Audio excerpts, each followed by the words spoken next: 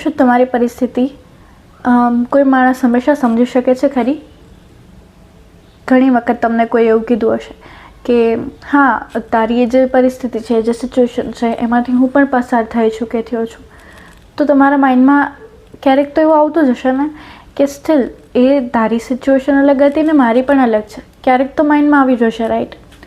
તો મારું એટલું જ કહેવું છે કે દરેક માણસની પરિસ્થિતિ હંમેશા અલગ નથી હોતી, અથવા પરિસ્થિતિ સરખી હોઈ શકે પણ એ પરિસ્થિતિમાં દરેક માણસ અલગ અલગ રીતે વર્તન કરતું હોય છે. કારણ કે બહુ બધા પરિબળો છે જે એમાં અસર કરતા હોય છે ને એ પરિબળો દરેકના માટે અલગ અલગ જ હશે.